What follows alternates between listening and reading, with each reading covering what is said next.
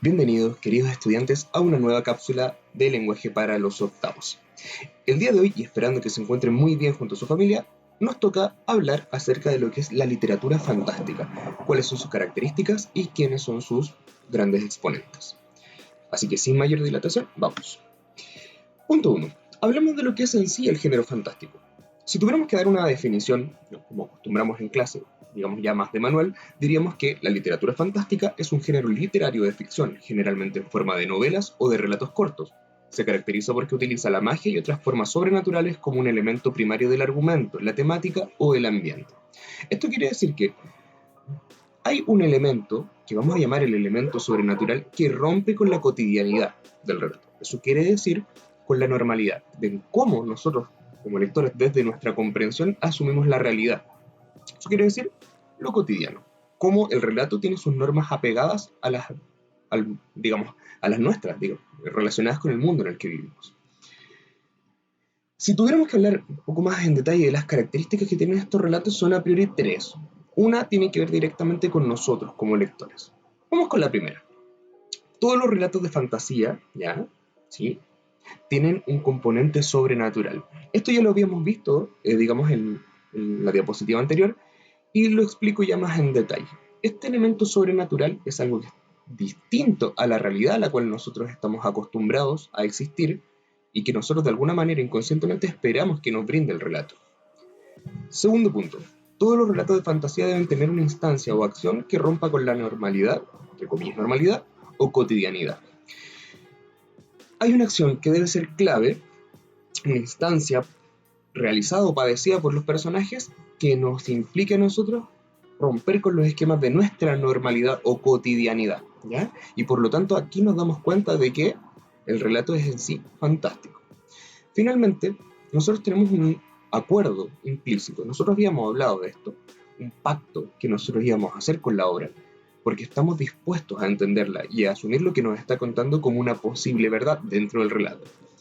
Por eso, todos los relatos de fantasía requieren una aceptación general del lector para su goce y comprensión. Si yo no estoy dispuesto a aceptar las reglas que me propone el autor en su novela, jamás voy a poder disfrutarla realmente o comprenderla en su totalidad.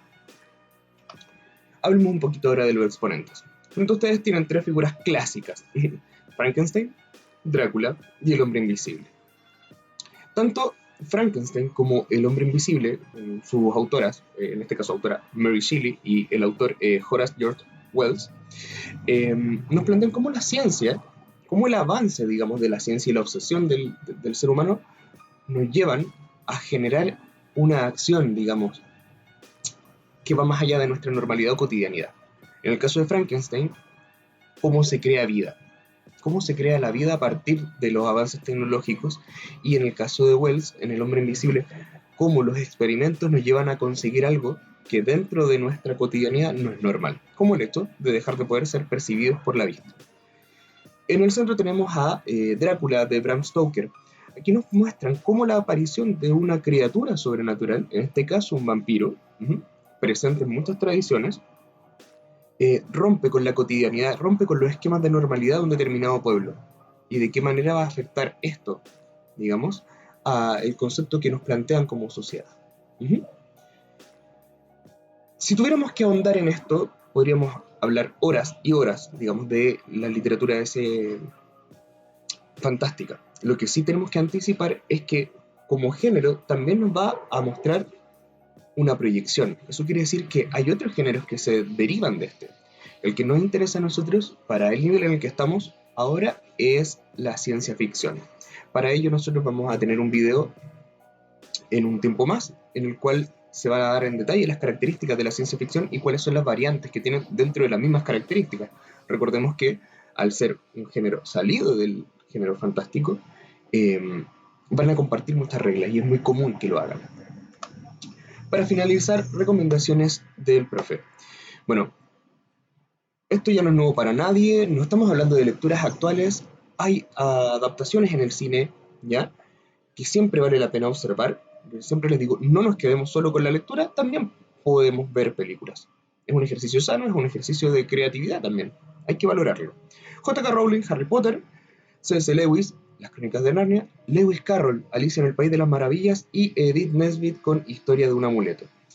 Em, Imagino que esto ya es conocido por todos. Nosotros tuvimos la instancia de trabajar con textos de Edith Nesbit, precisamente con Historia de un amuleto, pero no con la novela completa.